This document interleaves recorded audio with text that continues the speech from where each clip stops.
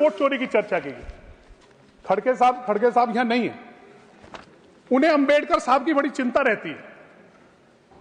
अंबेडकर साहब को लेकर उत्तर हमेशा बात करते हैं, लेकिन इस देश में सबसे पहले अगर वोट चोरी की गई, और मैं समझ सकता हूं इनका दर्द भी क्यों है ये, सबसे पहले अगर वोट चोरी इस देश में की गई तो 1952 1952 का जो पहला इलेक्शन था, उसमें जिनका बार बार जिन्होंने संविधान लिखा हमारे बाबा साहब अंबेडकर, तो जब वो इलेक्शन लड़े तो उनके साथ क्या किया गया, 74,000 बैलेट्स इनवैलिड कर दिए गए और बाबा साहब को चुनाव हरा दिया गया। ये है आप लोगों ने किया है बाबा साहब के साथ। अभी आता हूं मैं आता हूं अभी आगे भी है, मेरे पास और भी है। प्लीज बाबा साहब के साथ जो आपने किया, बोले ना, बाबा साहब के पंचतीर्थ तो आपको नहीं दिखते हैं, जो मोदी जी ने जिनके लिए काम किया, लेकिन जो सच्चाई है वो सुनना पड़ेगा। अच्छा, जेपी कृपलानी, उनके साथ आपने क्या किया? पहला चुनाव फैजाबाद से लड़े जेपी कृपलानी साहब, उनके साथ आपने किया, बहुत लंबा है, मैं वो तो पूरा उनकी एक किताब है जिसका हिंदी अनुवाद अरविंद मोहन ने किया है, पेज नंबर 76 और 79 है, उसमें उनके साथ क्या किया गया, एक नहीं दो बार उनके साथ क्या किया गया।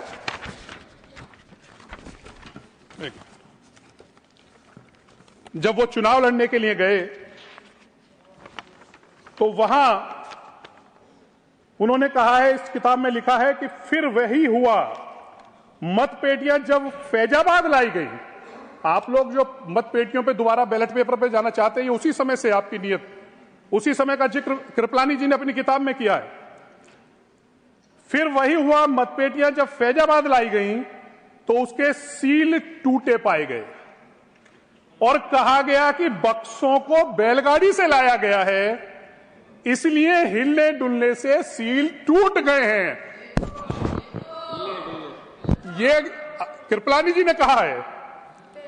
और जब कई बक्सों को खोला गया तो मिला बाहर कोई और निशान है, पहले बाहर निशान बक्सों पे लगता था, ये ध्यान होगा जयराम जी, बाहर बक्सों पे निशान लगता था जब वोट पड़ती थी।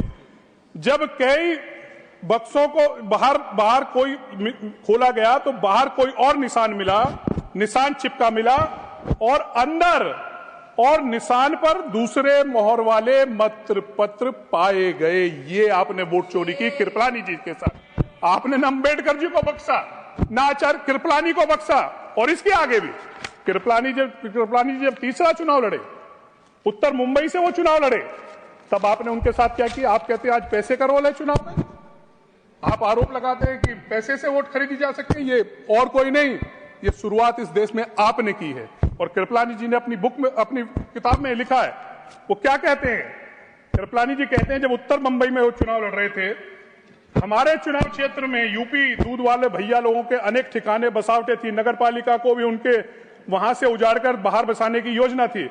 मुझे वोट देने का वादा किया गया था, परंतु जब कांग्रेस के नेताओं ने उनसे वादा किया कि अगर आप लोग मेनन को वोट डालेंगे तो उखाड़ा नहीं जाएगा। इसी प्रकार बांद्रा में मांस का काम करने वाले ने कसाई बाड़े बनाए थे, उनको भी आश्वासन दिया गया कि आप मेनन को वोट देंगे तो वो भी नहीं उजाड़े जाएंगे, वहां से नहीं हटाया जाएगा। और इसके अलावा क्या किया गया है, जो आज आप बात करते हैं बिहार की, किया क्या आपने चुनाव क्षेत्र में गरीबों के बीच साड़ी बांटने का काम किया। इसके अलावा आपने धोती कमीज मुफ्त बांटे, और इससे बढ़ के तो जो आर्मी का भी दुरुपयोग आपने किया, मेनन साहब के लिए प्रचार के लिए आर्मी के अधिकारी भी आए। यह है आपका वोट चोरी, यह है राजनीति में भ्रष्टाचार, लालच को बढ़ावा देने का काम अगर आपने किसी ने किया तो इसके जिम्मेवार अगर कोई है तो इस देश में कांग्रेस है। इससे आगे भी मैं आना चाहूंगा, मेरे पास समय की कमी है, मैं वो जिक्र नहीं करना चाहूंगा। मैं उपसभापति जी, चुनाव आयुक्त की बात हुई, निष्पक्षता की बात हुई, मैं बहुत जल्दी उसे कहना चाहूंगा। चुनाव आयोग की जो नियुक्ति होती थी, आप जानते हैं कांग्रेस में प्रधानमंत्री करते थे। अब 3 सदस्यीय जो जिसमें मंत्री हैं, प्रधानमंत्री जी हैं, लीडर ऑफ अपोजिशन है। लेकिन मैं उनका डर समझ सकता हूं, आखिर इसका विरोध क्यों कर रहे हैं। मैंने इस पर बहुत गहन अध्ययन किया। आखिर लीडर ऑफ अपोजिशन तो है ही उसमें, क्योंकि इनको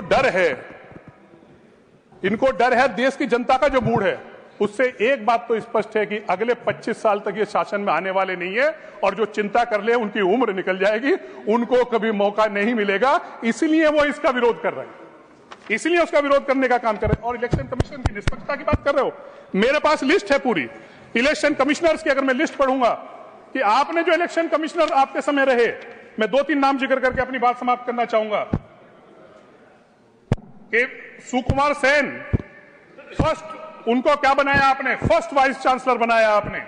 इसके अलावा के वीके सुंदरम, उनको क्या बनाया, लॉ कमीशन का चेयरमैन बनाया, होम मिनिस्ट्री का एडवाइजर बनाया। नागेंद्र सिंह, उनको भी पद दिया। इसके अलावा सखधर, उन्हें लोकसभा का एसजी बनाया गया। जो ईसी के वो थे त्रिवेदी जी, उनको गवर्नर आपने गुजरात का बनाया। ऐसे बहुत से नाम है जो इलेक्शन कमिश्नर रहे कांग्रेस के जमाने में, उन्हें कोई ना कोई रिटायर होने के बाद लाभ का पद देने का काम आप लोगों ने किया। उपसभापति जी, आखिर में मैं बिहार पे जरूर आना चाहूंगा, 1 मिनट का समय और लूंगा। बिहार के चुनाव को लेकर बड़ी चर्चा है। आपकी पार्टी से ही समय जाएगा, प्लीज। चलिए बस 1 मिनट का और। बिहार का जो चुनाव हुआ है अभी, उसमें बहुत एसआईआर की बात की गई। लेकिन मैं एक बात कहना चाहता हूं, बिहार के मतदाताओं पर खासतौर से महिलाओं का अपमान आप कर रहे हैं। इस 10,000 की वजह से वोट नहीं दिया है।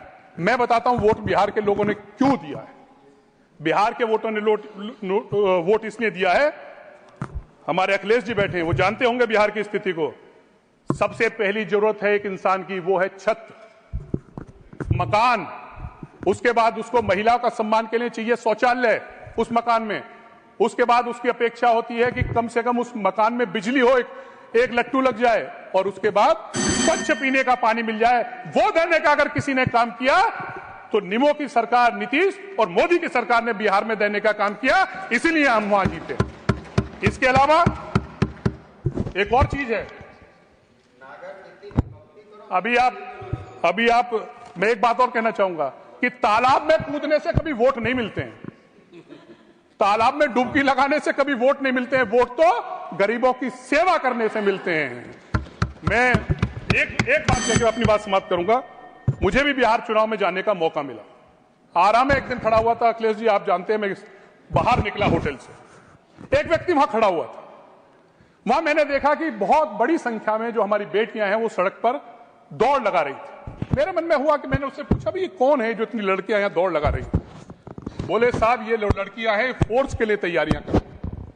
और उसने कहा कि 35% रिजर्वेशन नौ फोर्स में देने का काम नीतीश कुमार की सरकार ने किया है, निष्पक्ष तरीके से किया है, एनडीए की सरकार ने किया है। इसलिए आज ये लड़कियां सड़क पर दौड़ लगा रही हैं और इनको 35% जो आरक्षण देने का काम किया। और उसने बाद में क्या कहा, उसने कहा साहब मेरे बच्चे को भी मिला है, लेकिन मैं जाति में काम नहीं करता हूं। लेकिन अंत में उसने कहा कि साहब लाभ तो मिला है, लेकिन उसने खुद बताया कि मैं साहब जाति से यादव हूं।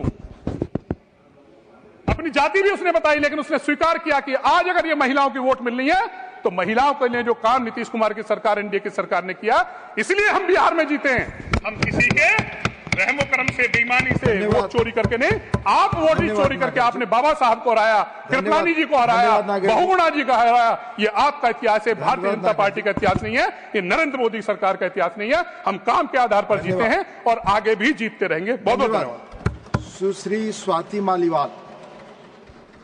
Thank you chairman sir.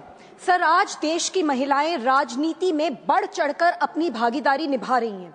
इस बार के लोकसभा चुनाव और बिहार विधानसभा चुनाव दोनों में महिलाओं ने पुरुषों से कई ज्यादा वोट करी। लेकिन सर, केवल पार्टिसिपेशन, रिप्रेजेंटेशन नहीं होता। आज भी देश की लोकसभा में महिलाएं सिर्फ 13.6% है। इस सदन में सिर्फ 17% महिलाएं हैं और देश की असेंबलीज में तो केवल 9% महिलाएं हैं।